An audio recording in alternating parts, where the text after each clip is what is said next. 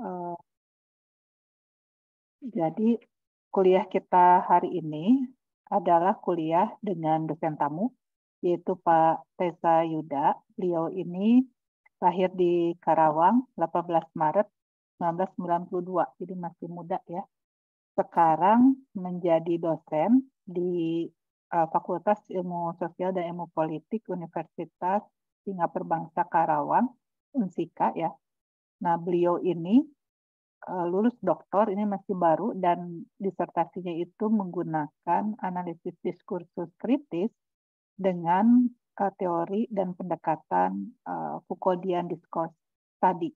Nah, jadi karena beliau masih hangat nih doktornya, masih baru, jadi besar harapan kita semua ya, kita bisa berbagi gitu, berbagi ilmu dan juga pengalaman ketika melakukan penelitian menggunakan pendekatan AWK dengan kerangka konseptual dari Michel Foucault. Nah, Pak Teza Yuda ini karya-karya ilmiahnya cukup banyak ya, nanti boleh sambil ngobrol ya, ditanyakan, tapi sebagian besar beliau menggunakan metode analisis kritis. Jadi memang sudah ini ya kelihatannya sudah menetapkan langkah-langkahnya itu dengan langkah-langkah pengembangan karirnya itu dengan menggunakan metode analisis wacana kritis. Nah, jadi hari ini beliau akan menyampaikan materi pertama dari 4 materi yang direncanakan ya, yang akan membahas teori kekuasaan Foucault, kemudian pertemuan kedua juga masih melanjutkan kerangka konseptual dari Foucault, dan 2 pertemuan berikutnya nanti lebih membahas dari sisi metode, bagaimana menerapkan pendekatan Foucauldian itu di dalam operasionalisasi riset analisis wacana kritis. Nah, saya persilakan Pak Teza nanti untuk menyampaikan materinya. Bagi yang nanti ingin bertanya, boleh raise hand atau juga mengetik pertanyaannya di kolom chat. Silakan Pak Teza. Baik Ibu, terima kasih Ibu Caroline. Ini Ibu Dr. Caroline Pascarina, beliau sebagai penguji waktu saya disertasi, akan tetapi lebih banyak sebetulnya posisinya sebagai mentor, sebagai pembimbing begitu ya. Kalau formalnya begitu sebagai penguji, tetapi sebetulnya Ibu Dr. Caroline Pascarina sebagai mentor pertama saya untuk mengeksplorasi dan untuk menetapkan bahwa disertasi di S3 saya 1 tahun yang lalu ya Ibu, mungkin maksudnya pada saat itu, waktu mulai bahwa sudah teza kita tetapkan ini, dan Ibu Dr. Caroline yang membimbing saya betul-betul. Beliau menyediakan waktu yang cukup banyak untuk berdiskusi dan lain halnya, sehingga saya bisa untuk menyelesaikan begitu studi ini ya. Terima kasih sebelumnya Ibu atas wawasan dan bimbingan yang diberikan pada saya. Mudah-mudahan saya bisa untuk berbagi, untuk berdiskusi mengenai teori wacana ya dalam perspektif Foucault begitu dan kuasa begitu.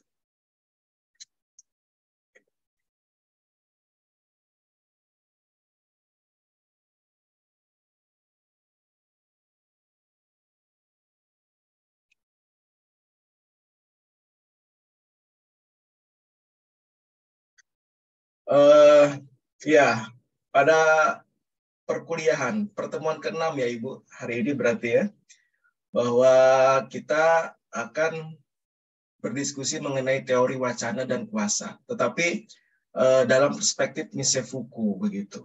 Ya, wacana tentu Michel Foucault, lalu juga ada beberapa tokoh lainnya yang memang punya semacam basis ya dalam meletakkan fondasi wacana secara konseptual dan secara teoritis begitu. Misalkan Pierre Bourdieu juga demikian begitu. untuk wacana ini beliau juga punya semacam pengaruh yang sangat besar begitu ya dalam meletakkan fondasi secara teoritis terhadap wacana begitu. Dan Foucault terutama ya dalam teori kuasanya, beliau ada konsep yang sangat diminati dan menjadi topik yang begitu diperbincangkan begitu hingga saat ini, yaitu knowledge is power begitu ya.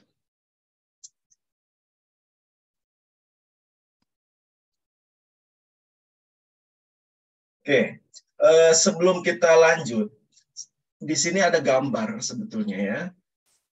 Saya tidak mencoba untuk mengkontrol Anda, tetapi saya ingin ya Anda mengontrol diri Anda sendiri, tetapi sesuai dengan spesifikasi yang saya inginkan begitu.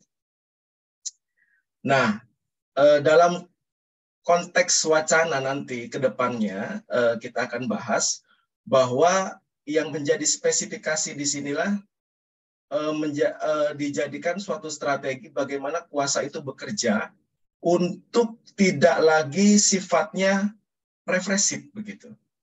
Akan tetapi dia akan memiliki fondasi yang cukup kuat di dalam alam pikiran kita sehingga kita mengatur diri kita, mengelola atau melaksanakan suatu self-governing itu sesuai dengan aturan-aturan atau kehendak-kehendak dari kekuasaan. Dalam hal ini praktek wacana, mengkonstruksi pikiran kita. Sehingga itu menjadi spesifikasi yang ditetapkan secara normatif gitu. Makanya ketika nanti prosesnya sampai di sana, ada semacam normalisasi istilahnya begitu ya. Dalam normalisasi sudah tidak lagi orang-orang akan bertanya atau memprotes bahwa saya tidak ingin seperti ini, saya tidak punya kehendak seperti ini, tetapi memang secara sosial aturan-aturan yang ditetapkan untuk praktik sosial yang dilakukan oleh orang-orang ini ada dalam suatu aturan yang sebetulnya diwajarkan begitu ya, dikehendaki secara bersama, tetapi itu menjadi suatu praktik sosial bersama begitu, sehingga tidak ada paksaan, tidak ada represif begitu ya. Oke, kita lanjutkan.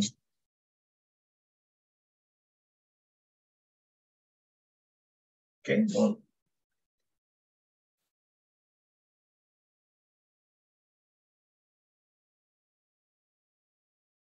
bentar ya. Kok ini tidak jalan?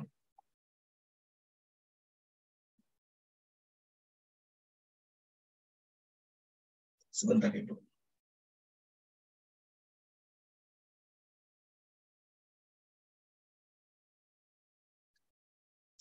Mohon maaf, di screen teman-teman gambarnya apa ya saat ini ya, selain saya ya?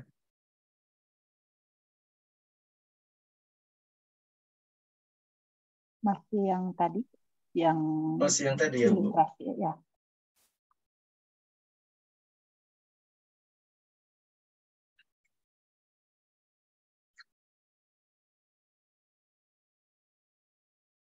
Oke.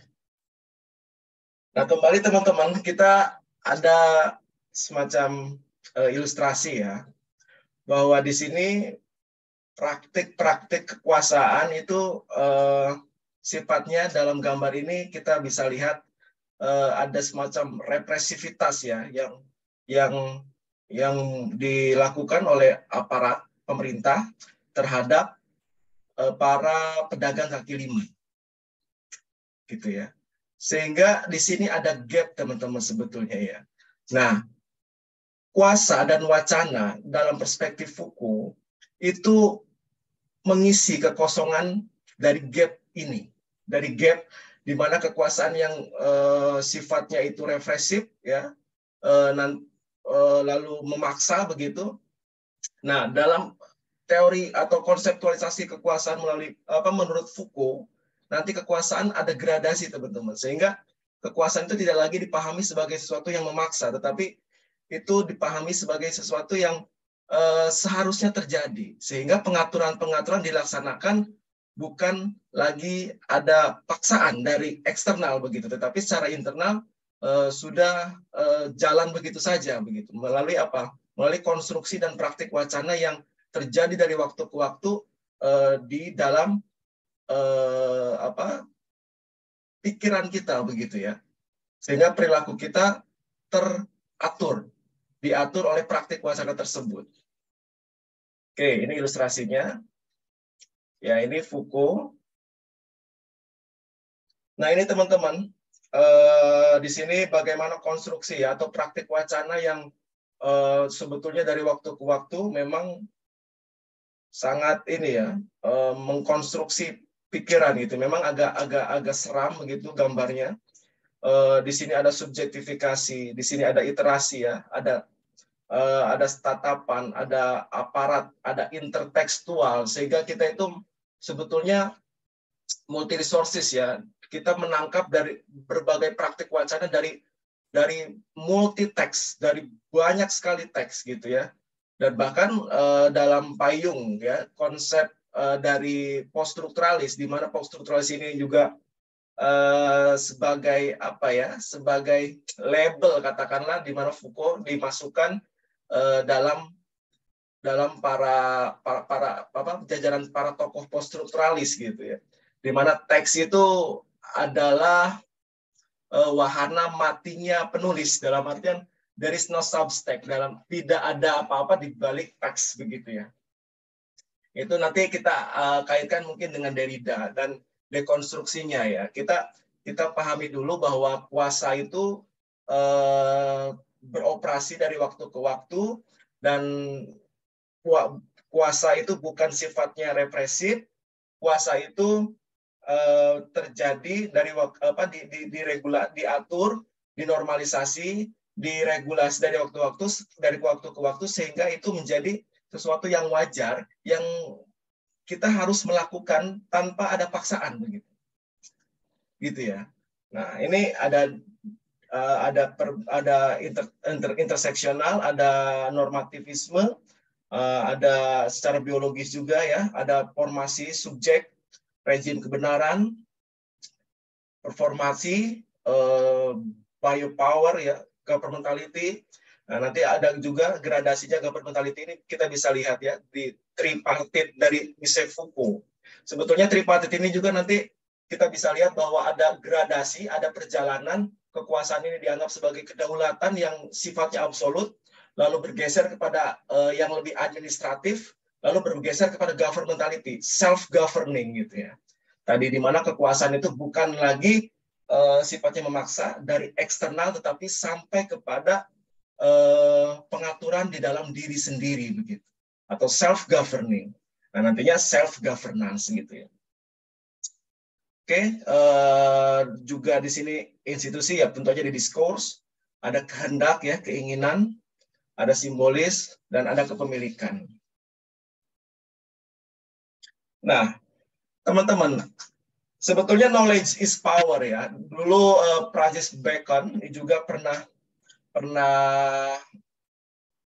mengungkapkan hal yang sama ya. Power is knowledge ya.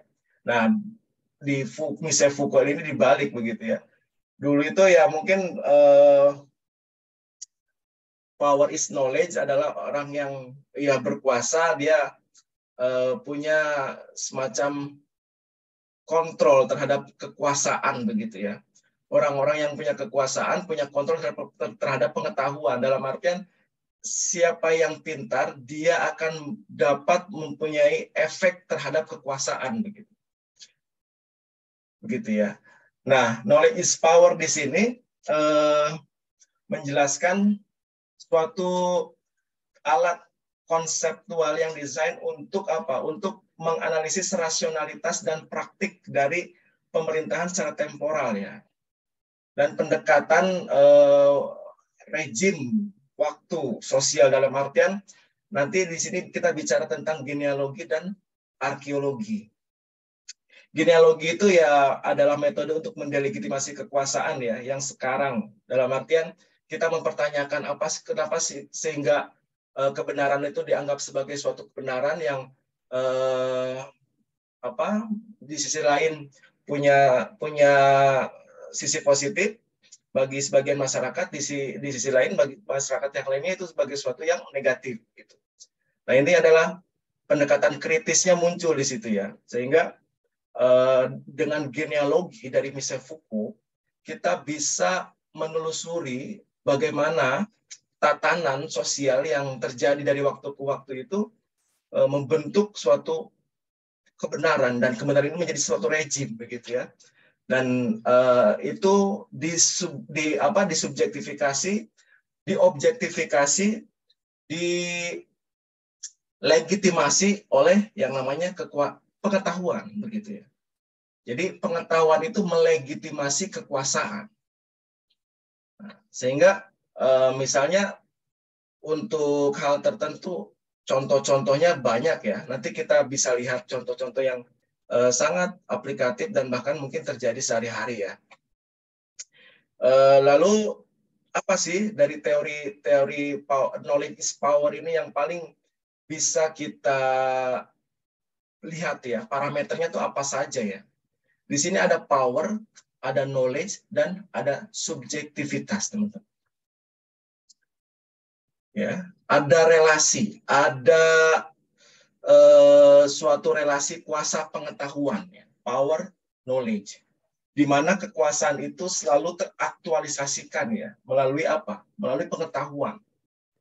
Jadi kekuasaan itu teraktualisasikan melalui pengetahuan, dan pengetahuan selalu memiliki efek kuasa begitu ya.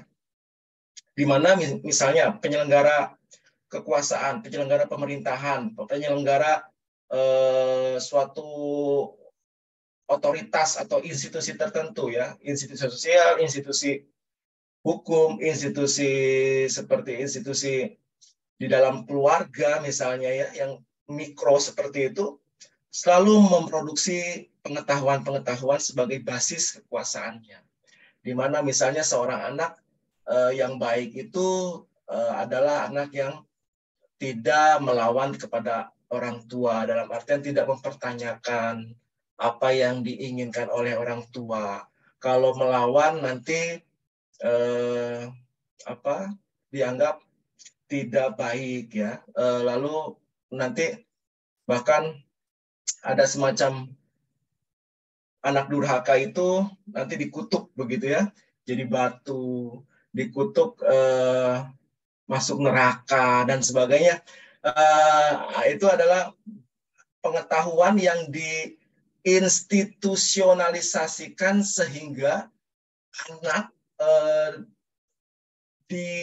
diberikan suatu pemahaman pengetahuan yang mana itu adalah legitimasi dari power, dari kekuasaan yang ada dalam institusi sekecil di dalam keluarga misalnya begitu ya.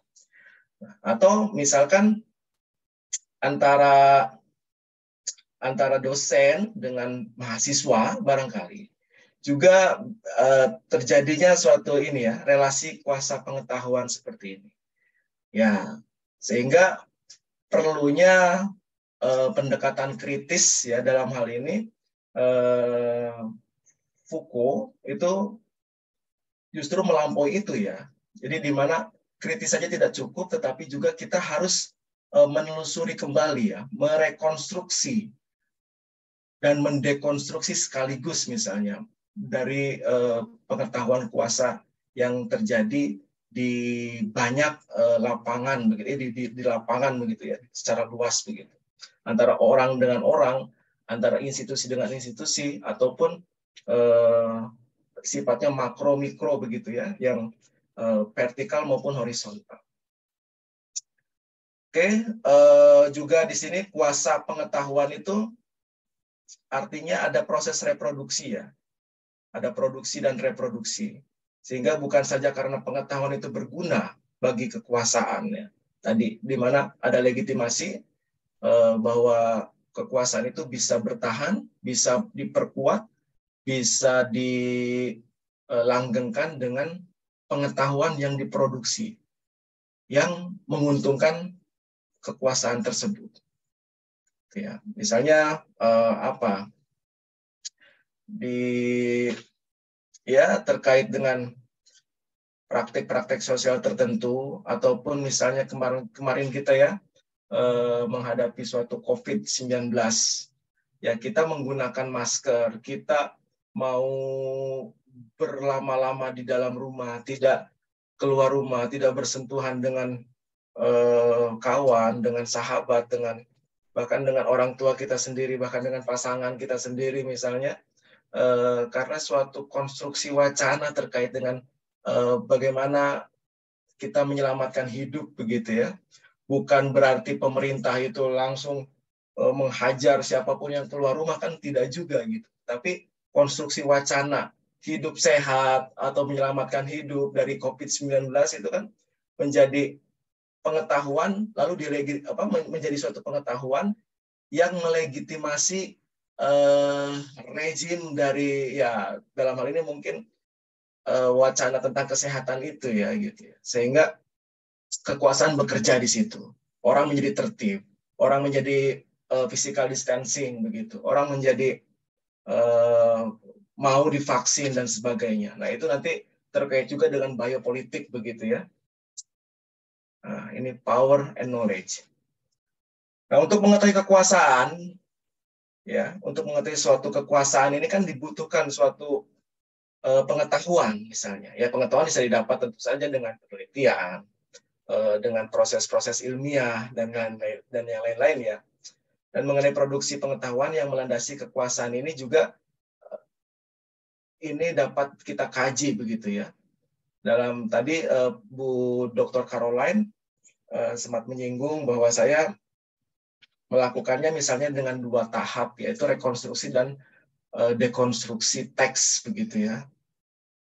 Di situ ada pendekatan etnografisnya, di situ juga ada pendekatan analisis teks, analisis bahasa, penggunaan bahasa, sosial semiotika visual dan sebagainya. Nanti kita bisa lihat, oh kenapa sih nggak cukup dengan CDA, dengan AWK saja, kok kenapa ada harus dekonstruksi gitu secara makro melalui pendekatan konseptualnya misalnya Foucault misalnya.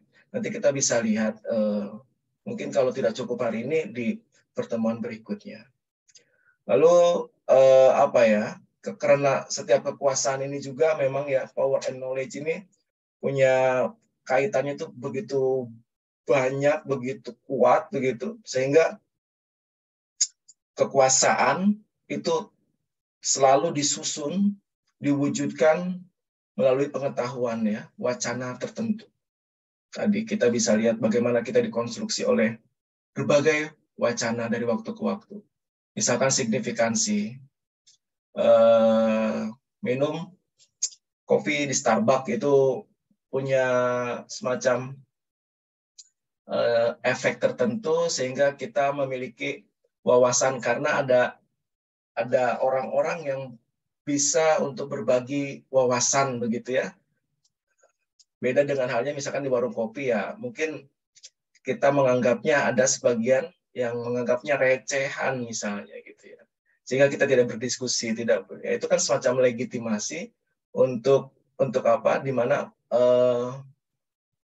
kekuasaan ya ada signifikansi tertentu dan dilegitimasi melalui pengetahuan-pengetahuan yang ada.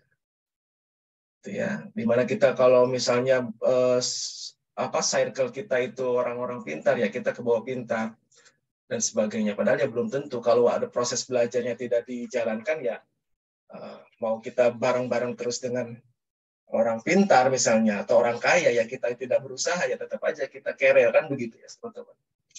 Meskipun ya circle kita orang-orang kaya gitu. Nah ini pengetahuan-pengetahuan yang menjadi ya semacam itu ya harus dibongkar begitu.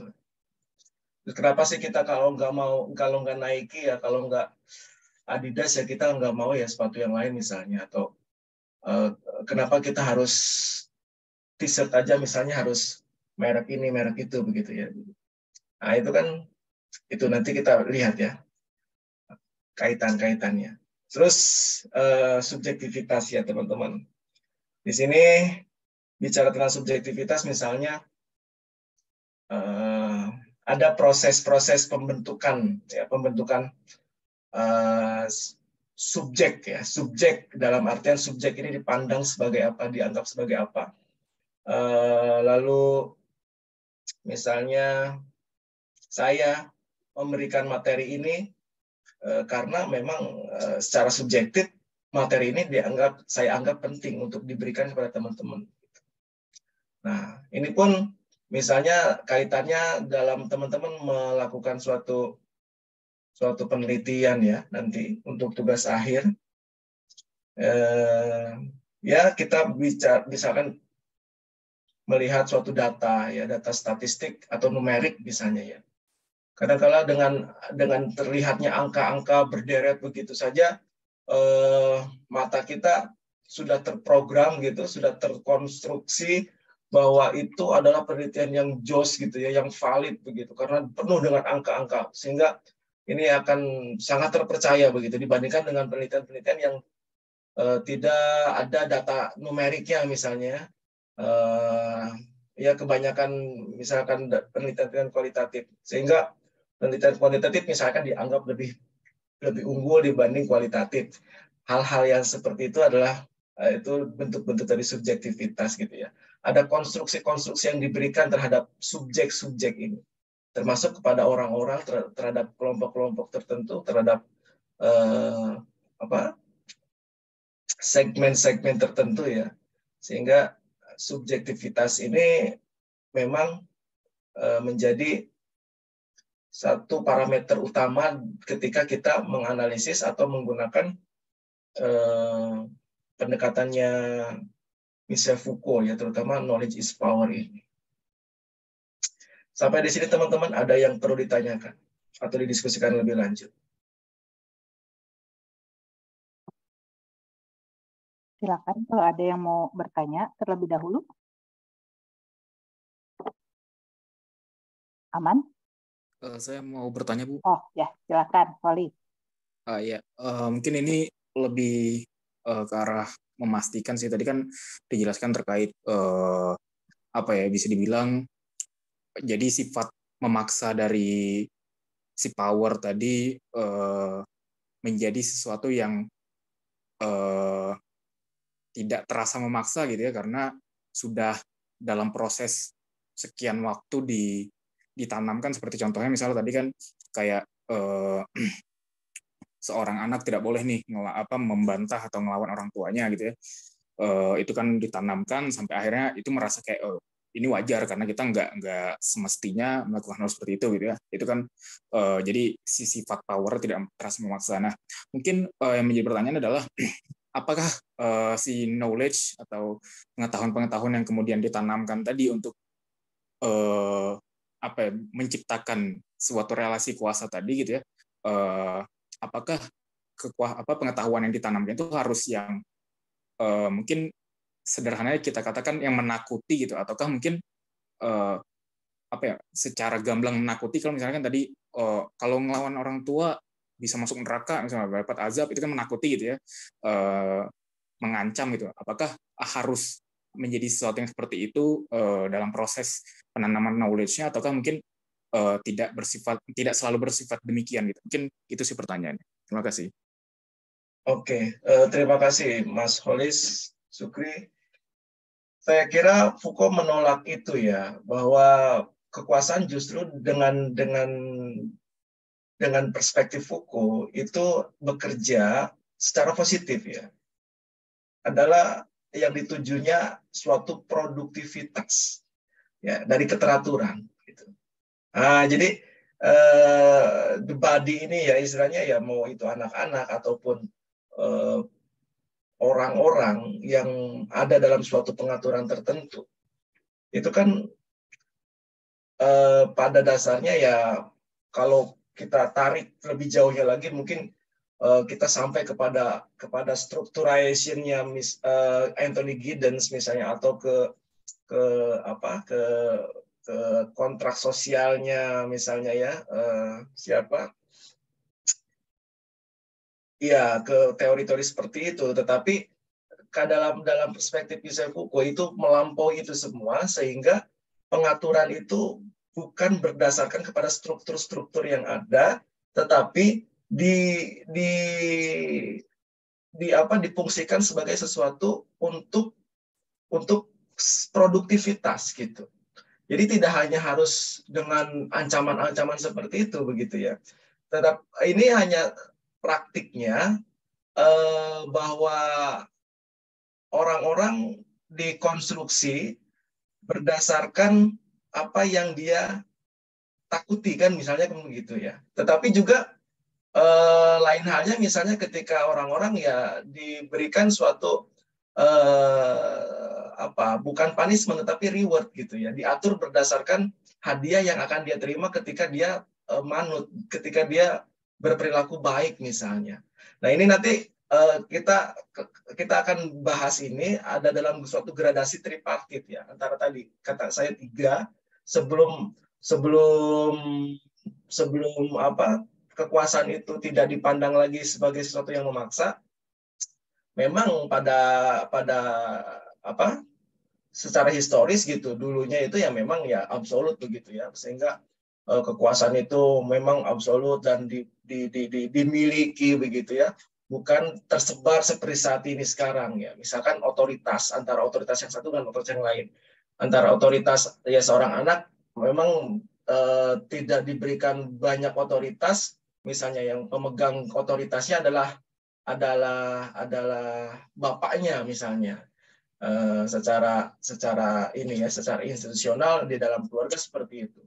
Akan tetapi pada praktiknya ya hal-hal yang baik pun bisa dijadikan semacam strategi kekuasaan untuk apa? Untuk produktivitas tadi ya. Sehingga kalau Anda manut dan berbakti kepada orang tua ya Anda akan masuk surga.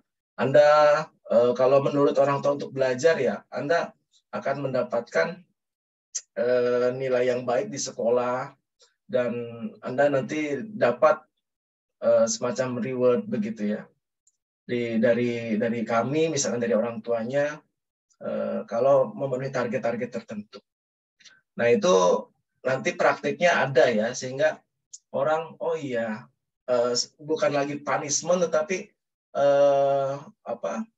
mengatur melalui prize, melalui semacam ya reward gitu ya, diberikan suatu reward gitu. Begitu saya kira Mas Holis.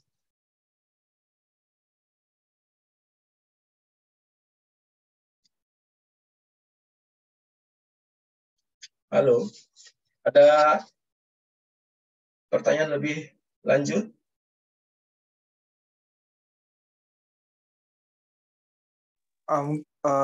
Mungkin saya ada pertanyaan lebih lanjut lagi, Pak. Jadi kan Ya, bisa dikatakan yang dibawa oleh Foucault kan dia mengarah pada mengiming-imingi pada sesuatu yang menyenangkan gitu Pak ya, bisa dibilang sederhana seperti itu ya. Karena kan tidak diancam gitu ya. Nah mungkin saya mencoba mengarahkan kepada, kalau misalnya kita mengambil kasusnya adalah seperti Islamofobia gitu Pak, itu kan bagi orang yang meyakini Islamofobia itu kan dia merasa oh ini hal yang wajar karena bertahun-tahun ke belakang dia ditanamkan misalnya wah ini tindakan terorismenya lah, tindakan penindasannya lah segala macam. Itu apakah menjadi salah satu bentuk dari mungkin ini terlepas dari apakah ini yang diangkat oleh Foucault atau tidak, tapi apakah ini menjadi salah satu bentuk dari relasi antara power dengan knowledge tadi gitu. Mungkin gitu sih Pak. Oke. Ya secara tradisional bahkan Foucault punya semacam pandangan yang sangat positif begitu ya terkait Islam misalnya, karena Foucault itu juga pernah mengembara sampai ke timur itu ya, salah satunya ke ke India, juga ke Mesir kalau nggak salah ya. Dan untuk nilai-nilai dalam arti secara sosial itu terkonstruksi ada semacam ya apa Islamofobia atau kontradiksi-kontradiksi seperti itu, memang juga Foucault bicara itu dalam diskontinuitas, konsep diskontinuitasnya. Michel Foucault itu bicara tentang sejarah itu tidak selalu sifatnya kronologis begitu ya. Jadi ada tadi kekuasaan yang bekerja dan dilegitimasi oleh pengetahuan. Pengetahuannya itu kekuasaan mereproduksi suatu pengetahuan, dan pengetahuan itu melegitimasi kekuasaan. Nah, sehingga dalam hal ini misalnya framing untuk konteks Islamofobia sendiri ya tidak serta-merta itu murni sebagai suatu, katakanlah ya berangkat dari nurani begitu, tetapi ya mungkin ada konstruksi ya, kan kita melihat secara intertekstual begitu ya, kita melihatnya di media, di televisi, dan kita tahu bahwa setiap media punya ideologi tersendiri. Kita melihat misalkan jangan Islam dengan non-Islam, tetapi misalnya Rusia, Ukraina saja di framing oleh media itu dengan berbagai sudut pandang yang beragam begitu, sehingga kita punya perspektif yang beragam pula terhadap perang di Ukraina sana begitu. Di sisi lain ada yang ura terhadap Rusia, ada yang memang juga di sisi lain menyayangkan betul dan membenci tindakan dari Putin kan begitu. Saya kira tidak serta-merta ada semacam kronologis yang memang itu membuat suatu realitas itu terjadi karena settingnya itu dari dulu gitu ya. Enggak. Ya justru itulah bahwa konstruksionisme itu mengatakan ya bahwa apa yang kita yakini secara ya bersama begitu ya, itu akan menjadi suatu realitas. Misalnya ya kita percaya tentang uang itu bernilai, sehingga uang itu bisa dijadikan alat tukar. Kalau kita semua tidak memiliki kepercayaan bahwa uang itu sebagai sesuatu yang bernilai dan tidak ada legitimasi dari undang-undang misalnya untuk nilai tukar mata uang, ya kita tidak mempercayai sebagai uang itu bisa dijadikan sebagai alat pembayaran yang sah kan begitu. Nah, begitupun ya misalnya Islamofobia. Saya kira konteksnya tidak terjadi begitu saja, tetapi memang ya mungkin ada muatan politik tertentu ya, di mana kan tadi framing itu kan kalau Baudrillard itu ya, Jean Baudrillard misalkan, post strukturalis yang lain ya mengatakan itu simulakra begitu ya, di mana ada keuntungan yang bisa didapat dengan memicu atau menstimulasi realitas itu terjadi. Ya katakanlah tadi di labeli Islamofobia misalnya, di labeli ya realitas yang lain, sehingga ada produktivitas yang lain begitu. Nah, lalu diproduksilah pengetahuannya untuk melegitimasi hal itu. Saya kira itu, Mas Solis. Misalnya dengan terus mengulang-ulang tentang tindakan terorisme yang dilakukan oleh, sebetulnya mungkin sangat sedikit sekali dari penganut Islam yang memang menyetujui tindakan seperti itu gitu kan. Secara besar kan ya kita misalkan Islam sendiri tidak menyetujui adanya semacam kekerasan itu, bahkan kita tidak ada sama sekali di ajaran Islam itu adalah kekerasan kan begitu ya. Nah, tetapi dalam framing seperti itu ya terciptalah suatu realitas sehingga adanya orang yang Islamofobia misalnya. Seperti itu Mas Walis. Siap, terima kasih atas jawabannya Pak. Oke Mas Walis, kita lanjutkan ya teman-teman. Ya, kita lanjutkan. bicara hal ini kita bisa lihat misalnya ya di contoh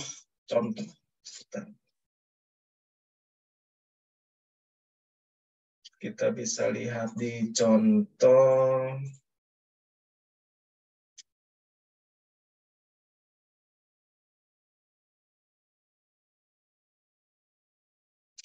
nah misalnya ini teman-teman ada satu artikel publisher-nya Sage ya dari Hamed, Albert dan Trenholm begitu. Dia melakukan penelitian terkait perempuan ya.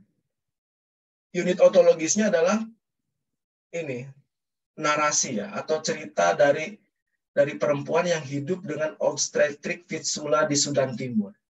Begitu ya.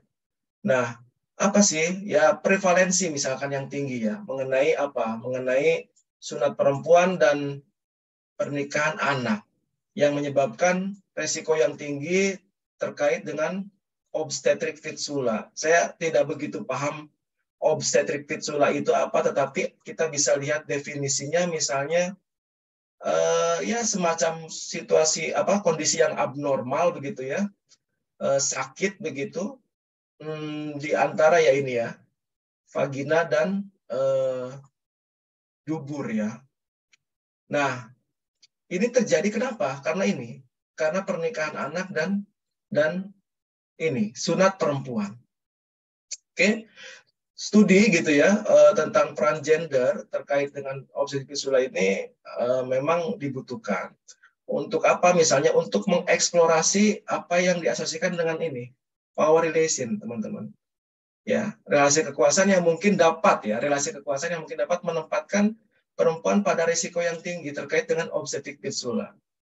Nah, bagaimana Hamed et al. Ini melakukannya? Ya, dia interview terhadap perempuan ya di Sudan Timur yang memang mengidap atau sakit obstetrik fistula, yang hidup dengan obstetrik fistula, dengan menggunakan Foucauldian discourse analysis misalnya.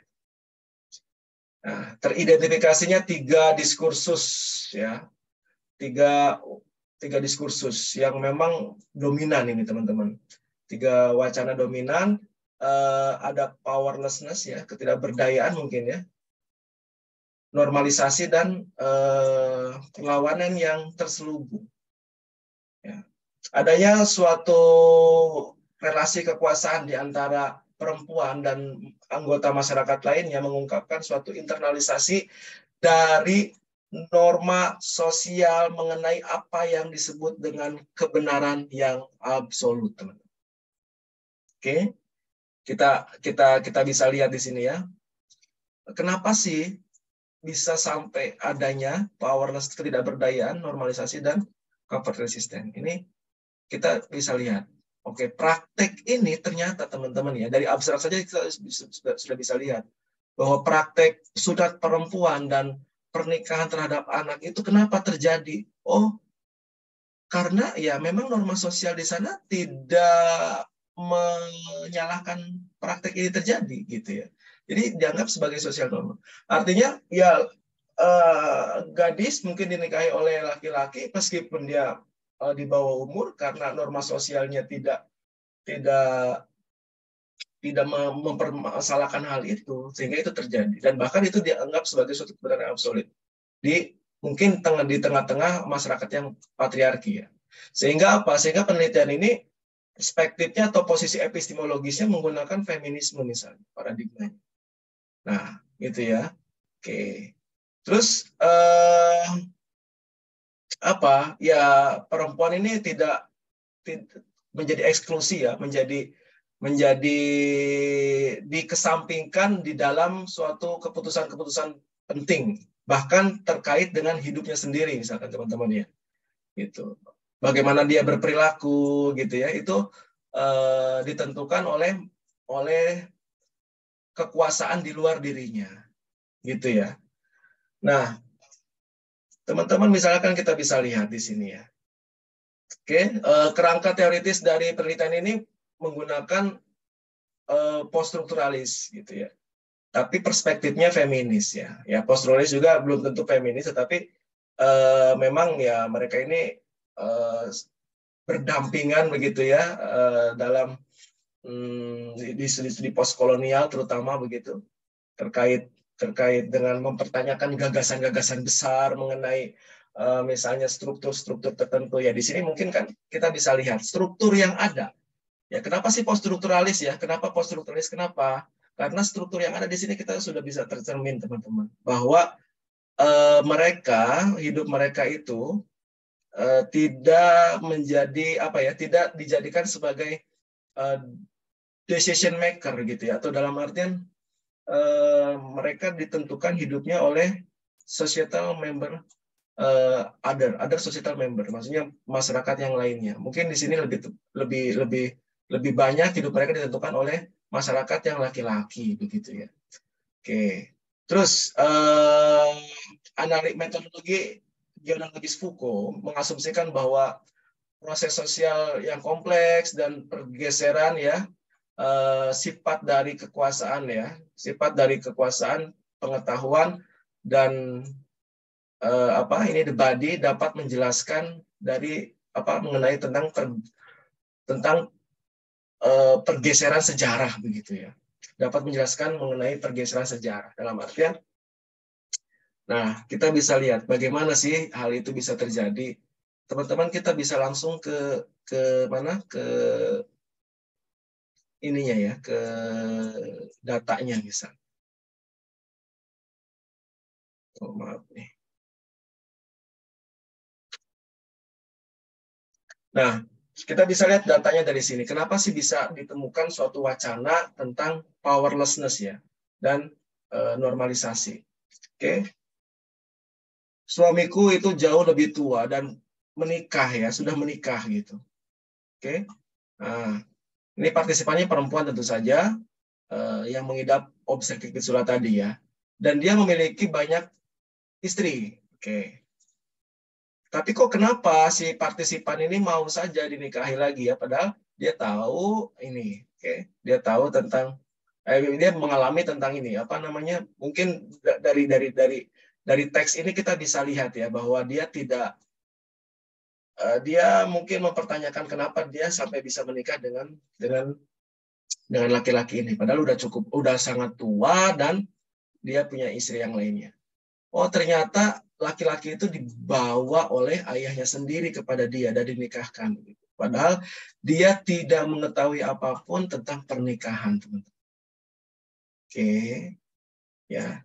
Jadi artinya di sini tidak adanya knowledge, teman-teman. Ya, tidak adanya knowledge mengenai yang membuat bahwa dia bisa berkuasa atas dirinya sendiri, misalnya ya. Karena dia tidak mengetahui apapun tentang pernikahannya. Mungkin pernikahan yang dia ketahui, yang dia pahami hanya sebatas yang dikehendaki oleh ayahnya misalnya gitu.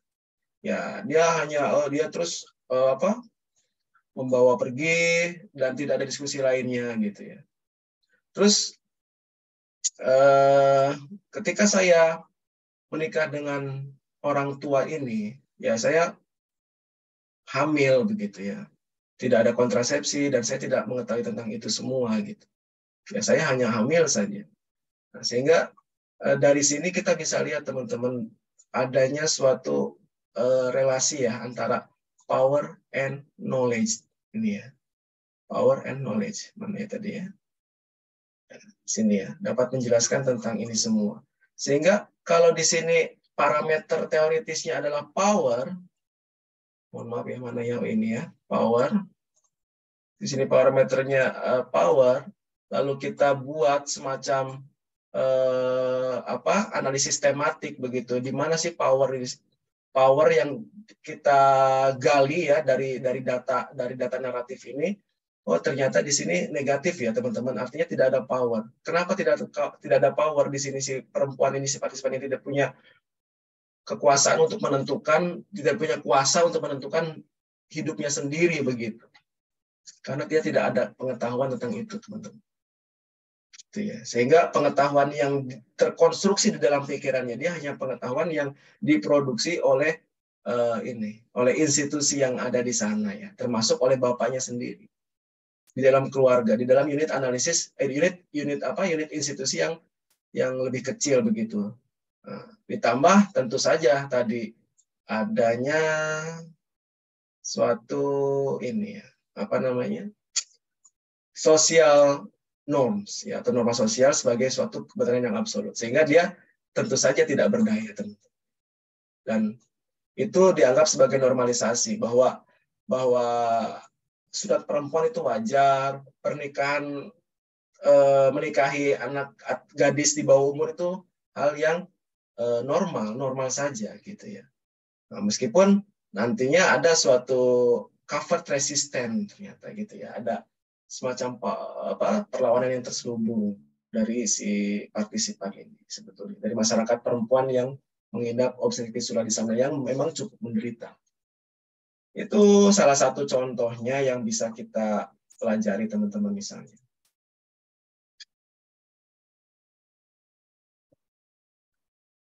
Oke, ya, di sini bisa kita lihat bahwa subjektivitas itu ya muncul ya teman-teman, bahwa yang menentukan bahwa kamu itu baik ya itu adalah kekuasaan ya, yang lalu dilegitimasi oleh pengetahuan yang ada. Oke, jadi anak gadis, anak baik itu yang nurut meskipun dikawinkan dengan laki-laki yang jauh umurnya lebih tua. Oke. Nah,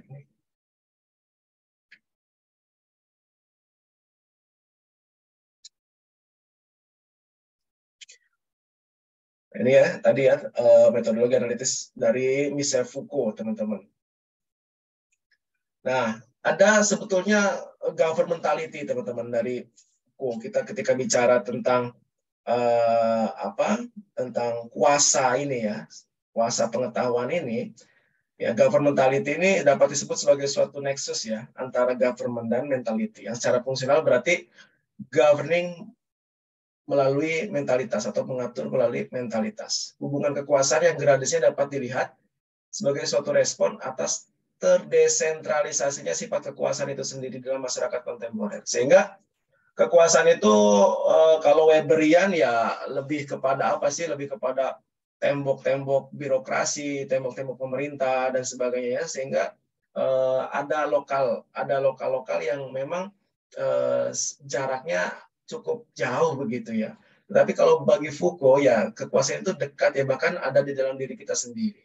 Artinya otoritas itu bukan dimiliki misalnya bagi Foucault ya, tetapi itu adalah tersebar begitu. Itu adalah dipertukarkan gitu otoritas. Misalnya kita tidak dapat menemui seseorang ya kalau orang tersebut tidak menghendaki suatu pertemuan dengan kita. Itu gitu ya.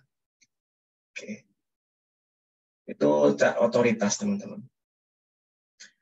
Nah, governmentality berfungsi sebagai gabungan strategi tata kelola, organisasi, dan self-governance, otoritas dari termasuk berbagai institusi melalui perluasan kontrol dan pengaturan yang dijalankan terhadap kehidupan populasi penduduk tubuh, misalnya melalui produksi yang direproduksi wacana tertentu yang terkait dengan tujuan pengaturan. Oke. Jadi ada semacam self-examination begitu ya, self-examination, di mana karakteristik gitu ya tubuh itu diperiksa, dieksaminasi, diuji gitu untuk tadi tujuan dari kekuasaan. Misalnya dalam rekrutmen TNI Polri ya ada karakteristik tertentu. Bahkan kita sempat dengar ketika Panglima sebelumnya ya Pak Andika Perkasa misalnya, Andika Perkasa ya, itu menghilangkan misalnya beberapa karakteristik yang menjadi syarat gitu. Ya, salah satunya misalnya anak yang pernah terlibat dari anak-anak dari yang pernah terlibat misalkan gerakan PKI dan sebagainya. Itu pemeriksaan terhadap pemikiran, terhadap tubuh, terhadap aspek biologis begitu ya. untuk tujuan kekuasaan. Artinya pengetahuan itu melegitimasi tujuan kekuasaan tersebut.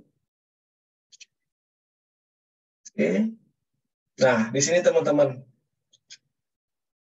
ini gradasinya ya, bahwa kita bisa lihat dulu itu ada semacam ya kedaulatan, bahwa aspek yuridis itu sebagai format utama dari kekuasaan ya. Dalam artian yang dijalankan dalam kekuasaan seperti ini adalah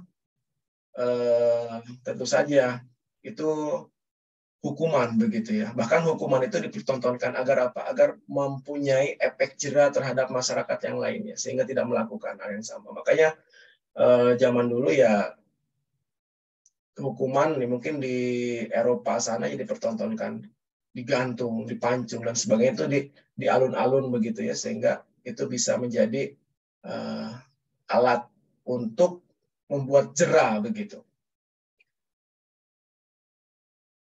Lalu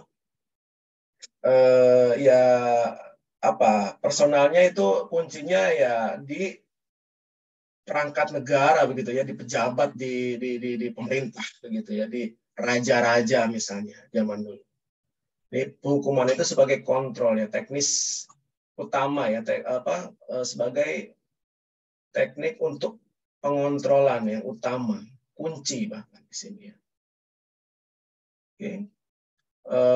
Dan ada juga aspek spectacles ya tadi tontonan ya, sehingga orang yang lain menjadi takut untuk melakukan kejahatan yang sama. Ya tentu memang produktivitas gitu ya, agar tertib, agar tidak terjadinya kriminalitas yang semakin berkembang dan sebagainya. Tetapi cara atau strategi kekuasaannya ini nanti akan bergeser gitu, berbeda dari mulai sovereignty, disiplin, dan governmentality. Nah, lalu di tahap kedua ini disiplin, teman-teman. Di sini yang menjadi kunci adalah norma, ya tadi ya. Jadi pendisiplinan tubuh, pendisiplinan masyarakat itu berdasarkan apa? Berdasarkan norma, normalisasi. Tadi di contoh yang di Sudan Timur itu adalah kekuasaan yang dijalankan melalui norma sosial.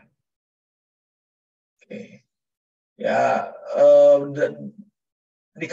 melalui kacamata feminis, melalui kacamata poststrukturalis itu tentu saja hal yang sifatnya harus kita lawan begitu ya, karena kita menggunakan perspektifnya feminis dan poststrukturalis misalnya. Terus tujuannya untuk apa? Untuk menormalisasi ya, menciptakan suatu normalisasi terhadap individu. Oke, lalu apa ininya? Kunci secara personal. Kunci secara personal itu adalah expert atau spesialisasi. Ya, misalnya dalam kaitannya di sini administrasi itu dianggap sebagai kunci dari keberhasilan suatu program pemerintah. Itu. Nah, artinya diperlukan suatu administratur yang handal. Oke. Itu. Nah, tetapi kritiknya terhadap hal itu adalah administrasi melayani administrasi, bukan administrasi untuk melayani kehidupan, untuk melayani masyarakat. Karena ininya paradigmanya tertuju kepada administrasinya, kepada expertise-nya gitu, kepada keahliannya, bukan kepada manfaatnya untuk tujuan kebaikan bersama misalnya. Ini kritiknya ya, maksudnya ya, dalam tahapan seperti ini misalnya. Administrasi dalam program-program pemerintah kan banyak begitu ya, misalnya survei ini, sensus ini, bahkan kita di desa itu banyak, wah Pak saya udah berapa kali ditanya tentang program ini, program itu gitu ya, tetapi mana gitu kenyataannya mana begitu ya, begini-begini saja misalnya, yaitu kegelisahan masyarakat desa misalnya. Karena tadi ya ada suatu proses yang melegitimasi hal itu sehingga itu dikedepankan sebagai kunci utama. Tetapi ya tadi administrasi melayani administrasi, bukan melayani kehidupan. Hanya datanya diambil begitu ya, data terus gitu. Tapi ya tadi tidak sampai kepada sebetulnya apa yang dituju begitu, yang menjadi tujuan utamanya. Oke. Normalisasi tubuh melalui apa? Melalui teknik pendisiplinan ya. Dari waktu ke waktu, formasi subjek ya sebagai modern self, sebagai orang yang modern itu seperti apa sih gitu. Ya punya keahlian, punya profesi, punya pekerjaan, kuliah gitu ya, sekolah, belajar, megang buku dan sebagainya. Nah, itu teknik pendisiplinan melalui tubuh yang dinormalisasi begitu. Sehingga ya kalau Anda tidak begitu ya Anda bukan orang yang modern misalnya kan seperti itu. Sehingga nah ada lagi kritiknya misalnya ya dalam tahapan ini dari poststrukturalis nantinya biner begitu ya. Binary opposition terjadi begitu. Sehingga orang yang megang buku dan orang yang tidak megang buku dianggap orang yang megang buku itu lebih bagus gitu dibanding orang yang tidak megang buku. Padahal kan tidak begitu misalnya ya, tidak sebiner seperti itu gitu. Karena apa? Karena kita tertuju kepada apa? Kepada expertise, seolah-olah orang yang megang buku karena konstruksi wacana tadi ya itu dianggap lebih di atas dibandingkan yang lain. Karena kita didisiplinkan untuk apa? Menjadi orang-orang modern begitu katakan. Atau ya dalam circle tertentu ya kita tidak pede ketika kita menggunakan pakaian yang apa adanya misalnya. Karena circle ini ya menuntut untuk menjadi spesifikasinya berdasarkan yang ditetapkan oleh lingkungan atau orang-orang di dalam komunitas tersebut begitu ya. Oke. Surveillance ya, pengawasan secara hierarkis ya gitu ya. Jadi pengaturan itu hanya berjalan ketika ada pengawasan, teman-teman. Ada monitoring, ada apa sih namanya? Ya, pengawasan yang berulang begitu ya. Lalu ya apa? Tujuannya individu yang teratur gitu ya. Individu yang disiplin. Oke. Terus tahap berikutnya barulah governmentality. Nah, governmentality ini sudah sampai kepada kalkulasi mengenai resiko-resiko, mengenai upaya-upaya untuk mengatur dirinya sendiri begitu teman-teman. Artinya saya kalau tidak bersekolah, misalnya tidak belajar dengan rajin ya, resikonya mungkin seperti ini. Dalam artian antara knowledge and power ini udah seimbang ya teman-teman. Udah seimbang sehingga dia bisa mengkalkulasi sendiri apa yang menjadi resiko-resiko dalam hidupnya. Nah, kalau saya kriminal merugikan orang lain sehingga misalkan saya tertangkap dan itu akan beresiko terhadap diri saya, bahkan terhadap keluarga saya misalnya. Ada kalkulasi-kalkulasi. Atau misalnya orang yang kalau tidak menanam pada saat sekarang, nanti musim berikutnya itu akan punya perubahan iklim yang sangat drastis misalnya, sehingga kita tidak bisa menanam. Sehingga kita harus menanam dari sekarang. Makanya misalnya pemerintah dengan knowledge dan kuasanya misalnya mencanangkan suatu food estate gitu ya, karena diprediksi akan terjadinya semacam kekurangan pangan misalnya. Ini ada kalkulasi resiko begitu yang ukur gitu ya. Tidak hanya secara institusional, tidak hanya secara sosial, tapi ini terjadi dan beroperasi di dalam diri kita sendiri. Terus tujuannya apa? Ya tentu saja misalnya mengamankan teritori ya, populasi, dan membuat atau membentuk suatu individu yang bertanggung jawab. Ya. Expertise itu kalian masih menjadi kunci, tetapi melalui pilihan-pilihan yang hadir gitu ya di dalam dirinya. Tadi tidak seperti perempuan-perempuan di Sudan Timur tadi ya begitu. Dia tidak mempunyai wewenang untuk menentukan dirinya sendiri, sehingga dia mengalami suatu penderitaan yang cukup ini ya, mengkhawatirkan begitu. Nah, karena ini teman-teman belum sampai ke tahapan ini. Oke, tidak punya pilihan individu, pilihan bebas. Jadi kan ada dua konsep kebebasan misalnya ya, ada bebas dari dan bebas untuk. Nah, mana nih yang paling mudah, yang lebih mudah maksudnya?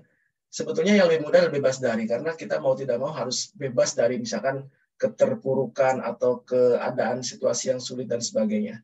Tetapi bebas untuk, kita diberikan suatu kebebasan untuk melakukan hal apa, atau memimpin apa, atau untuk menciptakan suatu kondisi seperti apa, itu yang mungkin lebih sulit karena kita dituntut untuk memiliki banyak hal daripada bebas untuk ya.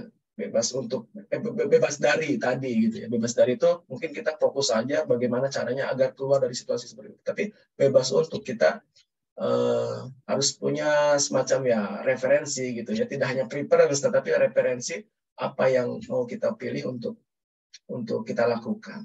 Dan itu tentunya kaitannya dengan knowledge ya. Terus kebebasan melalui pengaturan melalui kebebasan begitu. Insentif. Nah, tadi yang saya bilang bahwa pengaturan itu dijalankan berdasarkan apa? Berdasarkan insentif, berdasarkan reward, bukan berdasarkan punishment gitu ya. Jadi kalau Anda tidak taat ya Anda dihukum.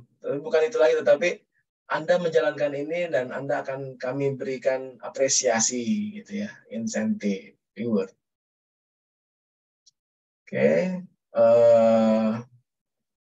Pilihan mengajarkan orang untuk membuat pilihan yang baik, yang tepat, kalkulasi risiko dan pengelolaan risiko tentu saja.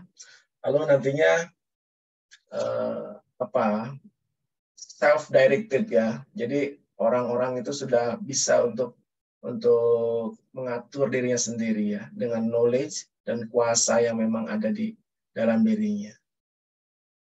Sampai di sini teman-teman ada yang mau ditanyakan? Silakan.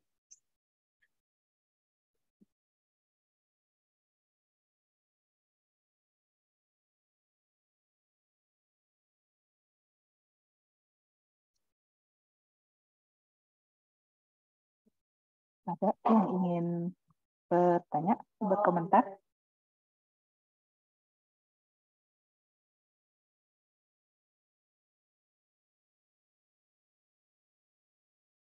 Oke, mungkin masih aman Pak Pesa. Baik. Bisa dilanjutkan. Oke. Ya, ini teman-teman.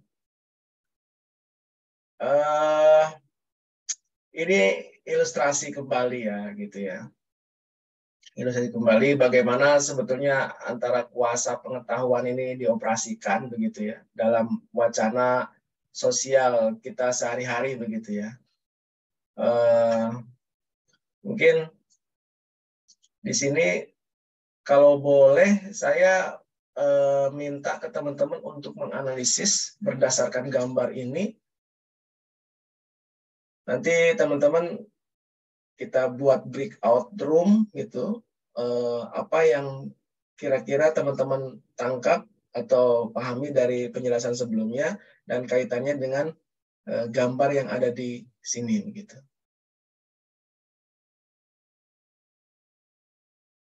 Dimasukin breakout room, Pak Tessa? Tapi ini mungkin cuma satu-satu lah ya Bu. Dengan satu-satu aja ya kita Ini kita tanya. Ini sekitar ada 9 plus kita berdua, jadi cuma 7 Oke. yang gabung.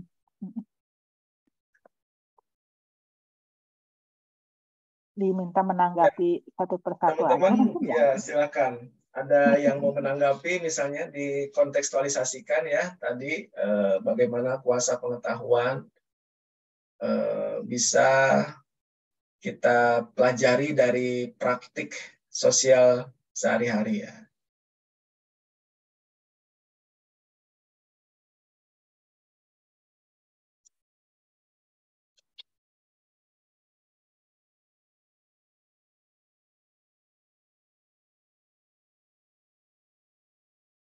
Coba mungkin Karina.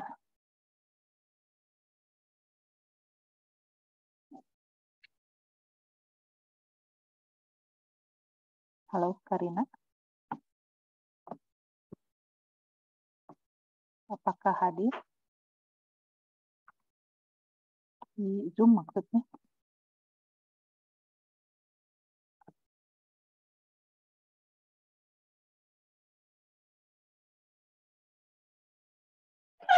Halo Ibu, suara saya jelas?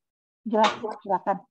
Ibu maaf mungkin bisa diulang instruksinya tadi. Mangga Pak Tessa diulang. Ya, silakan teman-teman ke Karina misalnya kontekstualisasikan antara tadi materi sebelumnya dengan gambar yang ada di sini ya. Ini berupa ini aplikasi apa itu namanya? Kalau kita mau ke mall itu kan Peduli Lindungi. Peduli Lindungi ya. Nah, ini kita sangat dekat ini ya. Beberapa waktu yang lalu dengan fenomena ini di sini ada juga terkait misalnya ada ini ya, lokalisasi ya, Kalijodo ya. Dulu itu di Jakarta ada lokalisasi Kalijodo, tempat prostitusi, tetapi sekarang ini dihancurkan dan dijadikan wahana untuk orang bisa beraktivitas, berolahraga dan sebagainya. Nah, ini kaitannya pengaturan seperti apa sih ya? Antara di dalam hal ini misalnya pengetahuan yang ditanamkan tuh apa sehingga masyarakat itu bisa tidak lagi pergi ke Kalijodo itu bukan untuk lagi yang namanya tadi melakukan hal-hal yang negatif, tetapi juga hal yang positif gitu ya, bukan hal yang negatif tapi hal yang positif. Nah, ini ada orang yang memang melestarikan suatu hutan ya, tadinya hutannya gundul gitu, tetapi dia lestarikan, dia tanam pohon sehingga menjadi lahan yang produktif gitu, yang sangat produktif.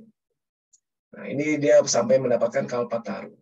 Artinya bagaimana proses dari power and knowledge gitu ya, mengkonstruksi perilaku orang sehingga produktivitas itu bisa dicapai.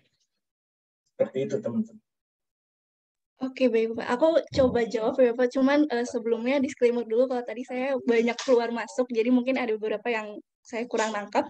Tapi coba dijawab. Mungkin kalau aku ngelihat sekilas ya, ada relasi kuasa di sini antara bagaimana pemerintah kemudian mengendalikan masyarakat untuk bisa taat terhadap aturan-aturan yang misalnya PPKM, terus juga ada misalnya aturan harus scan dan lain sebagainya. Tapi untuk yang Kalijodo mungkin ini berkaitan dengan norma ya, norma yang diterapkan di Indonesia, terutama sebagai negara yang mayoritas Muslim. Untuk yang hutan mungkin berhubungan dengan apa ya Pak? Governmentality ya tadi ya. Bagaimana kembali lagi kalau saya lihatnya mungkin ya minta dikoreksi juga, mungkin di sini juga ada apa ya kata-katanya ya. Aduh, saya bingung cari kata-katanya. Pokoknya untuk yang tiga sebelumnya saya melihatnya ini juga berhubungan dengan norma, bagaimana ada norma yang diterapkan di Indonesia, misalnya yang Kalijodo, norma yang berkaitan dengan agama, terutama agama Islam yang yang melarang mungkin tindakan perzinahan segala macam, akhirnya Kalijodo diubah untuk menjadi sesuatu yang lebih positif dan lain sebagainya. Mungkin itu, maaf sekali lagi kalau jawaban saya kurang menjawab. Oke, terima kasih Karina. Ya cukup mengesankan ya. Maksudnya memang ya itu dia ketika kita kontekstualisasikan dengan gambar ini misalnya ya, konsep-konsep yang ada di slide sebelumnya itu ya tentu saja sangat ada ini ya, ada kaitannya di mana misalnya orang sudah tertanam suatu pengetahuan bahwa ketika hutan itu direvitalisasi dan menjadi produktif kembali, dan itu akan mendapatkan manfaatnya juga gitu dari perilaku seperti itu ya. Dan di sini tentu saja misalnya tadinya lokalisasi dan orang diubah pemikirannya, persepsinya terkait Kalijodo misalnya. Ya, sehingga pengaturan yang dilakukan itu berdasarkan sudah tidak lagi berdasarkan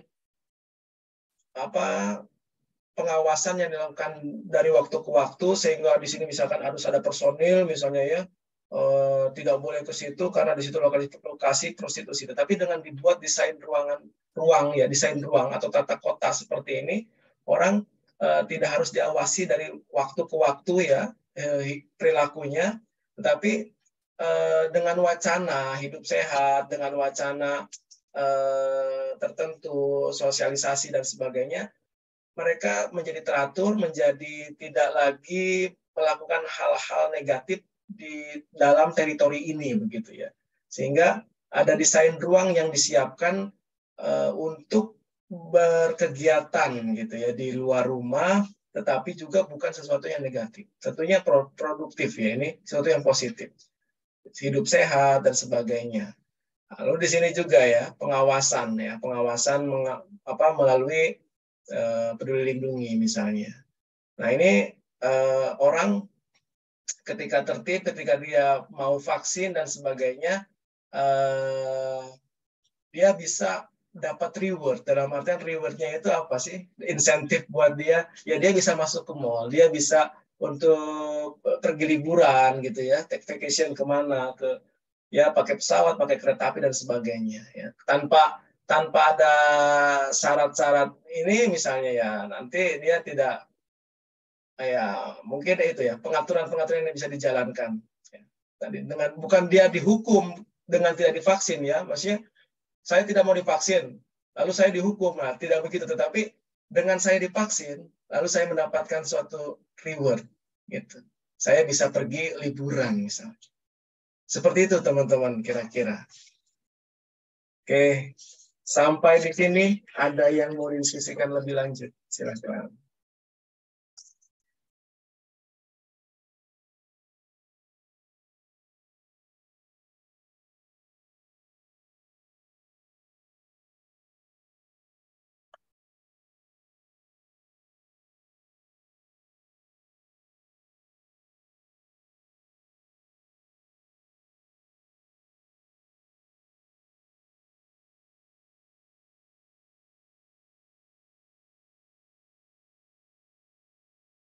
Baik. Bagaimana?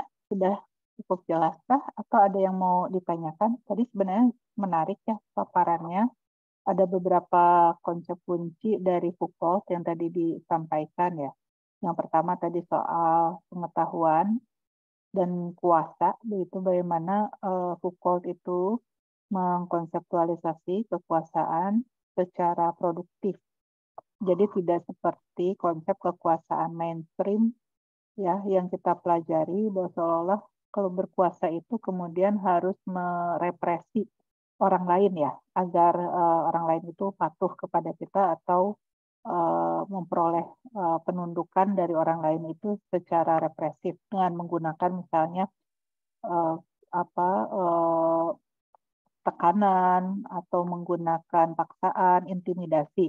Nah, tapi Foucauldian perspektif ini mencoba melihat praktek kekuasaan itu secara lebih soft mungkin ya, lebih halus gitu, dan dia ada di mana-mana. Nah, tadi contoh ilustrasi yang disampaikan Pak Teza itu sangat menarik ya. Kita bisa melihat bagaimana sebuah ruang terbuka itu dibuat sebenarnya untuk bisa mengamati orang ya, mengamati aktivitas orang dengan lebih lebih halus sebenarnya ya. Itu misalnya tadi ya, Kalijodo itu yang bekas lokasi prostitusi itu dipakai untuk diubah penggunaannya jadi ruang terbuka, jadi tempat wisata malahan ya. Tentu wisata yang berbeda ya kalau dulu mungkin wisatanya dalam pengertian apa, wisata yang dalam perspektif normalitas masyarakat itu dianggap wisata haram ya. Tadinya ya, Bu. Iya, tadinya seperti itu kan. Jadi satu sisi nih tadi kalau boleh nyambung ya dengan penjelasan Pak Tesa sebelumnya bahwa ada pengetahuan, ada rejim yang mengatur ya, yang mungkin tidak kita sadari gitu ya. Rejim itu mengarahkan kita untuk berperilaku seperti yang dikehendaki, yang disebut dengan normalitas ya, normalisasi. Dari kata norma ya Pak Teza ya. Tentu itu. Norma sosial yang berlaku kan nggak boleh gitu ya melakukan kegiatan prostitusi. Nah, tapi kan susah juga ya mengawasi atau mengendalikan prostitusi ini Pak Tesa jauh lebih paham ya karena disertasinya soal itu. Misalnya prostitusi itu dulu dilakukan secara terbuka gitu ya. Orang bisa apa istilahnya menjajakan diri di pinggir-pinggir jalan gitu, terus dikejar oleh aparat gitu ya, ditangkap. Nah, tapi zaman sekarang jauh lebih ini ya, lebih canggih gitu. Kita menggunakan aplikasi misalnya, bukan kita. Perkembangannya kan menggunakan aplikasi ya. Tidak ada lagi orang, mungkin jarang sekali yang berdiri pinggir jalan ya untuk melakukan kegiatan ini, tapi melalui aplikasi dan itu juga ada passwordnya segala macam. Sehingga memang tidak mudah mengendalikannya. Nah, membubarkannya juga nggak mudah ya, mungkin Pak Tesa bisa cerita. Dibubarkan itu nggak juga mudah ya. Nah, karena itu ini menarik ya bagaimana pendekatan pemerintah kemudian mengubah lokalisasi Kalijodo ini jadi tempat bermain ya. Jadi mengubah aktivitasnya yang tadinya kegiatan yang dianggap menyimpang dari norma sosial sekarang dipakai untuk kegiatan yang tidak menyimpang gitu ya, yang sesuai norma gitu. Nah, tapi ini didesain secara terbuka sehingga aktivitasnya bisa kelihatan. Nah, begitu juga dengan peduli lindungi ya. Tadi peduli lindungi itu ya sebenarnya yang diatur itu ya kita juga ya. Cuma pengaturannya kan dan mungkin juga kita tidak merasa diatur gitu ya. Karena itu tadi ya kan kalau pengen ke mall, pengen berpergian itu harus punya peduli lindungi ya. Jadi meskipun awalnya terpaksa begitu, tapi ya karena itu bagian dari kebutuhan akhirnya install juga ya peduli lindungi atau Satu Sehat sekarang gitu. Nah ini kan sebenarnya juga untuk men-tracking ya, melacak orang gitu, pergi kemana, apakah dia berada di zona merah atau tidak begitu ya. Nah, ini sebenarnya adalah bentuk-bentuk pengaturan ya, bentuk praktek kekuasaan yang ada dalam kehidupan kita sehari-hari ini. Nah, kalau yang kasus hutan ini saya tidak terlalu mengikuti ya, jadi tapi mungkin ini berkaitan dengan insentif Kalpataru itu ya untuk pelestari hutan. Nah, ini sebenarnya contoh praktek kekuasaan yang bisa kita lihat dari perspektif Foucault. Nah, jadi poin pertama itu bahwa kekuasaan versinya Foucault itu bekerja di mana-mana, ya ada di mana-mana dan tidak bersifat represif gitu. Jadi produktif justru tidak menekan orang, tidak menekan kelompok ya, tetapi justru tetap memungkinkan orang itu dikendalikan di bentuk kepatuhannya meski tidak secara intimidatif gitu ya ataupun dominatif. Nah, itu poin pertama. Poin kedua tadi ada 3 macam bentuk pengaturan ya, yang tadi disampaikan Pak Tessa. Ada yang pengaturan yang basisnya pendisiplinan gitu ya. Ada yang juga yang terakhir itu yang governmentality ya. Governmentality itu udah sampai pada teknologi diri sendiri ya. Jadi sebenarnya nggak harus, nah ya ada sovereignty oleh negara dulu ya, diatur-aturnya, kemudian didisiplinkan oleh berbagai institusi. Nah, terakhir governmentality ini ibaratnya sudah ya kita sadar sendiri gitu, mungkin bahasa sederhananya. Kita sadar sendiri untuk mengikuti rule of the game tertentu begitu. Nah, jadi sebenarnya kalau udah sampai ke governmentality itu, ya mungkin kita berpikir kritisnya kalau kita sudah sampai ke governmentality itu berarti ya kita sudah benar-benar patuh ya terhadap pengaturan tertentu gitu. Iya. Bahkan kalau nggak melakukan itu kita jadi merasa nggak enak ya. Mungkin kayak orang kalau udah terbiasa olahraga, kayak saya pernah ini pernah jadi pendamping di Seskoad ya, Seskoad ya. Ada satu perwira siswa yang tiap hari, tiap sore itu dia olahraga.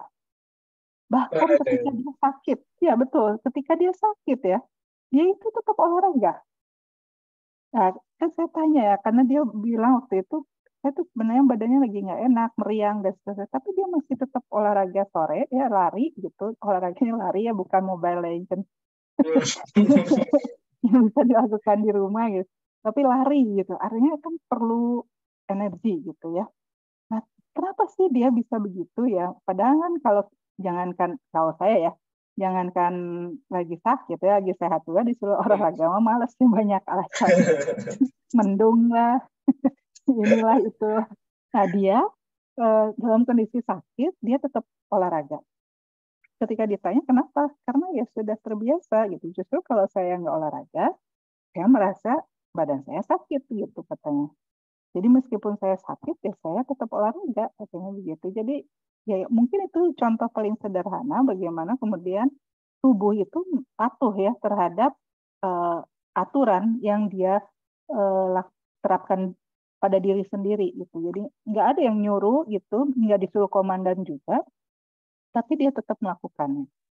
Nah, mungkin dia merasa kalau tidak melakukan itu ya ada sesuatu yang kurang. Jadi sebenarnya bentuk pengaturan governmentality ini kalau kita bisa kembangkan ya menarik juga ya, tapi ya itu tadi mungkin nggak tahu, kita nanti bisa diskusi ya apakah itu memerlukan teknologi kuasa berbeda ya untuk bisa sampai ke sana gitu. Kayak misalnya tadi di Taman Wisata Kalijodo itu apakah benar sampai ke governmentality atau enggak ya, nanti mungkin Pak Tessa yang bisa cerita ya. Kalau udah dibuat terbuka itu apakah memang menghilangkan praktek-praktek transaksi yang ingin dihilangkan atau malah tetap aja berlangsung tapi kemudian beralih ke rules yang berbeda gitu. Nah, Yang berbeda ya Bu. iya betul.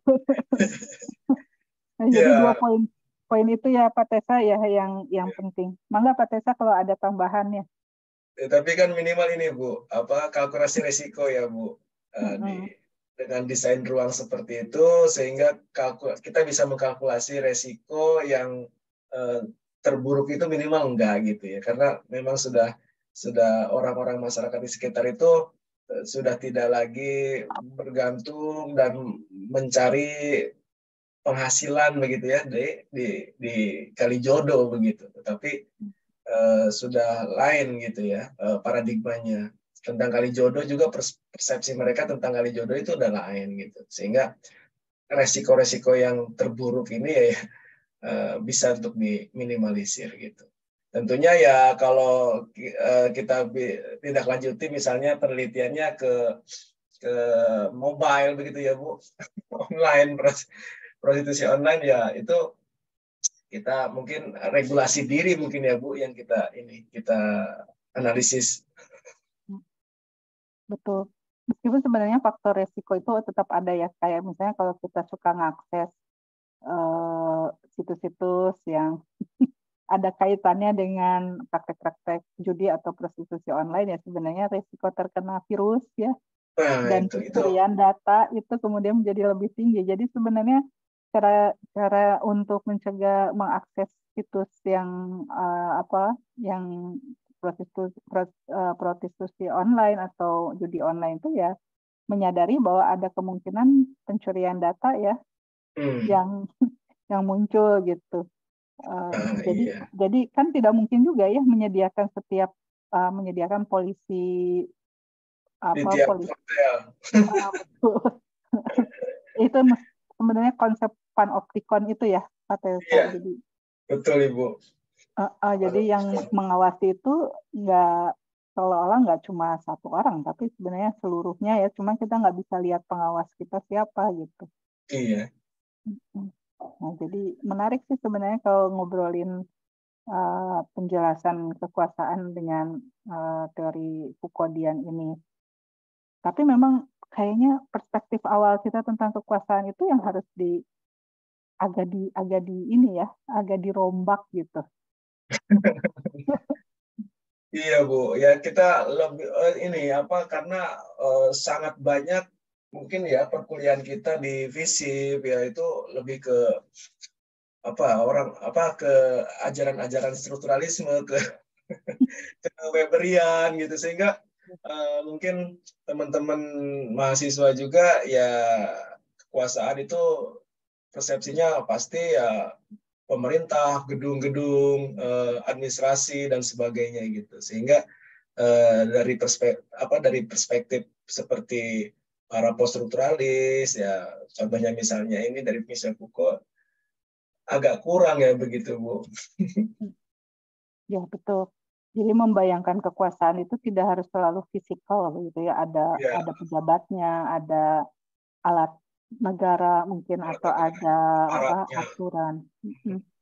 Ya justru kan aparatnya sendiri kan kalau di Michel Foucault ya tadi banyak gitu ya, tapi kita tidak bisa lihat gitu ya, norma sendiri terus pengetahuan kita sendiri itu kan aparat ya mengawasi kita gitu sehingga kita merasa bersalah.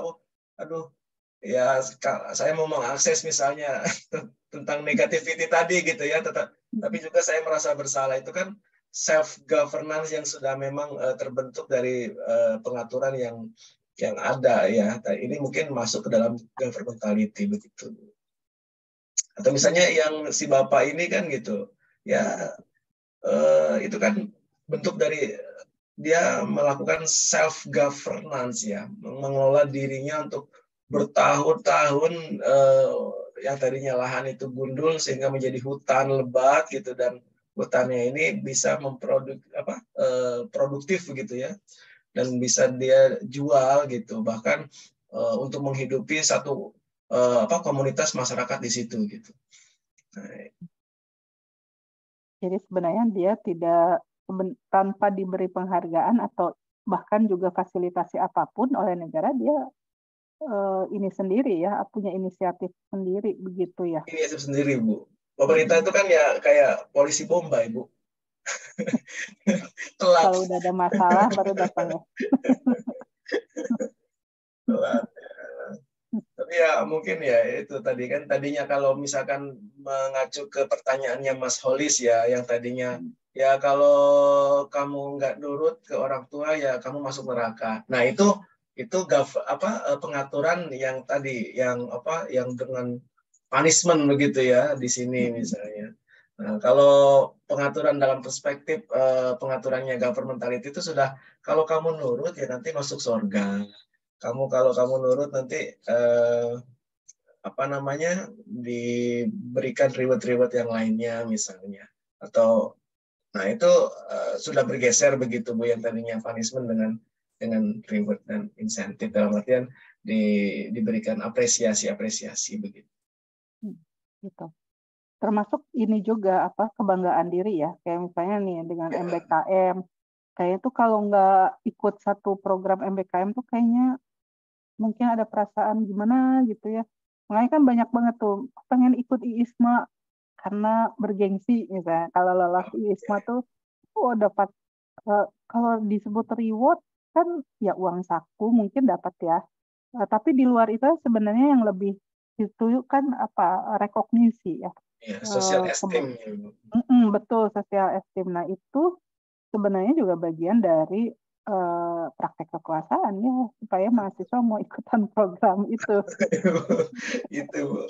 Awalnya diberi insentif uang saku, tapi setelah ini kan kemudian gimana mereka yang lulus ISMA misalnya itu jadi alumni ISMA ya, terus diundang berbicara success story-nya lah apa gitu, sehingga yang berikutnya merasa tertarik gitu, dan itu menjadi bagian dari achievement ya yang membentuk diri seseorang gitu. Dia mungkin tidak secara sadar gitu sudah mengarahkan konstruksi dirinya ke subjek yang yang bisa ikut kompetisi atau seleksi semacam itu gitu, MBKM itu gitu. Iya.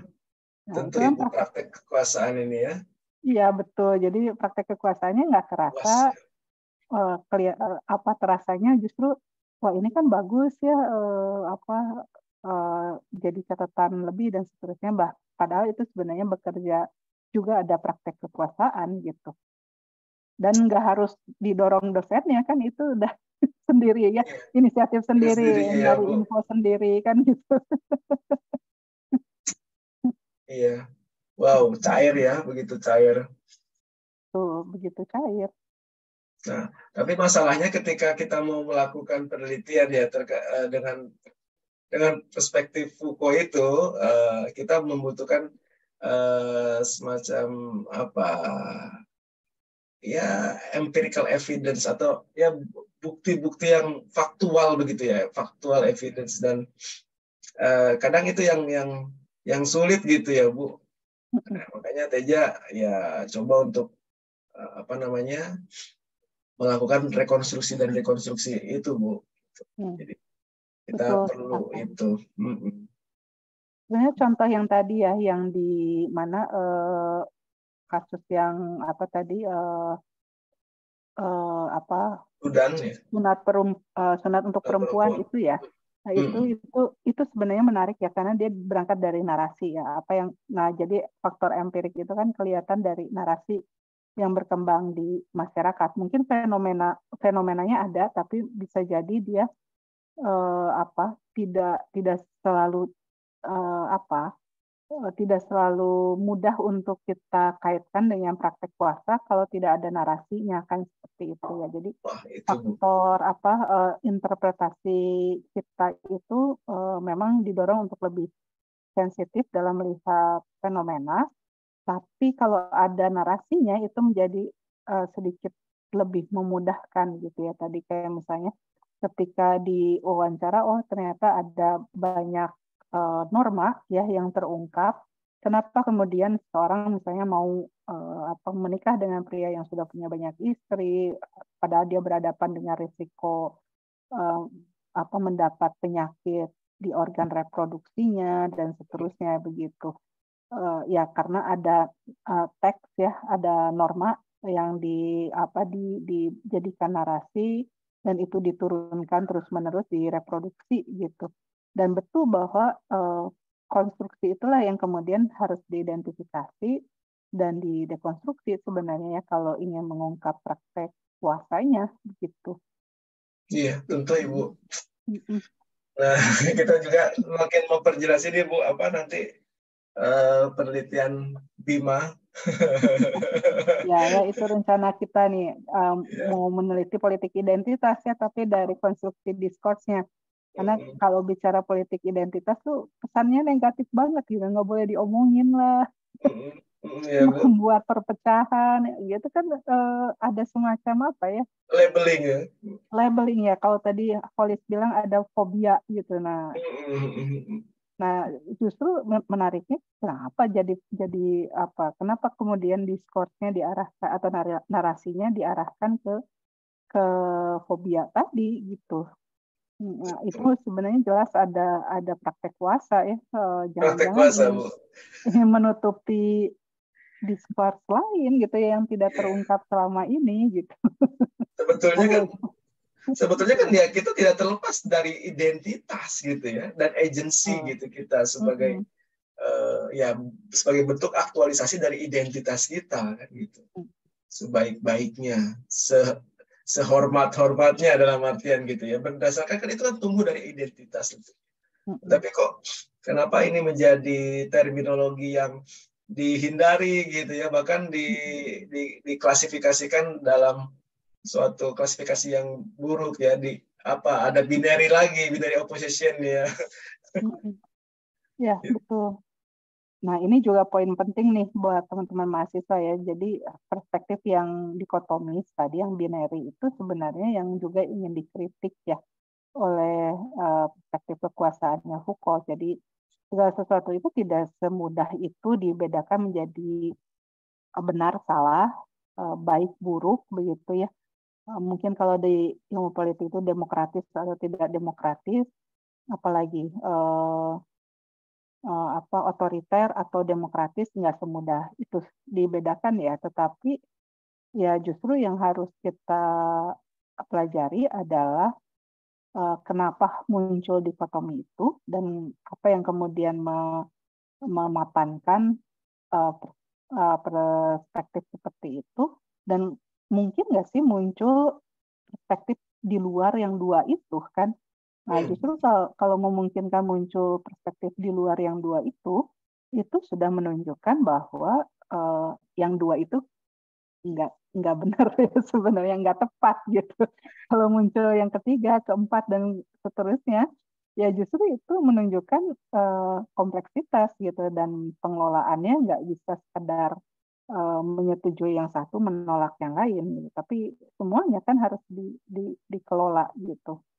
Iya, Ibu, tentu. Nah, kayaknya minggu depan nih kita akan belajar lebih jauh tentang minggu depan apa ya, Pak Teza? Minggu depan mulai masuk ke ini Bu, ke wacana, lalu membongkar praktik wacana secara tekstual ya, intertekstual, mohon maaf. Nanti sosial semiotika, di situ kita belajar dulu, terus klausa ya kita dekati melalui perspektif melalui pendekatan analisis wacana CDA, analisis wacana kritis, dengan sistemik fungsional linguistik misalnya, dari secara linguistiknya seperti apa, kita bongkar dulu syntactical fiturnya lah, fitur sintaktis dari klausa kata. Nah, ini tadi untuk mengisi tuntutan faktual evidence-nya begitu, dari ketika kita melakukan analisis atau mempelajari melalui pendekatannya Michel Foucault begitu. Kita dituntut untuk itu. Sehingga teksnya direkonstruksi, baru nanti kita dekonstruksi wacana yang ada gitu setelah kita bongkar. Ya. Seperti itu. Nah, ini temanya sebenarnya menarik, tapi akan jauh lebih menarik nih kalau teman-teman juga bisa mempersiapkan semacam apa yang sudah dipikirkan untuk tugas akhir ataupun untuk penugasan di ininya ya, di kegiatan magangnya gitu. Jadi kalau ada satu isu yang sudah terpikirkan, minggu depan boleh didiskusikan ya, untuk coba dibandingkan dengan tadi metode yang dipaparkan oleh Pak Teza gitu. Jadi bisa lebih mungkin lebih relevan lagi lah dengan apa yang akan dikerjakan oleh teman-teman semua di kelas ini. Baik, itu mungkin yang ingin saya sampaikan. Terima kasih Pak Teza atas kehadirannya dalam kelas analisis diskursus ini. Terima kasih. Ya, kita akan bertemu lagi minggu depan. Selamat menjalankan ibadah puasa, mudah-mudahan lancar ya sampai nanti berbuka, sehat selalu semuanya, dan sampai bertemu lagi minggu depan. Selamat sore semuanya. Sore, Ibu. Pak Teza, enggak. Saya izin menutup ya. Baik, Ibu.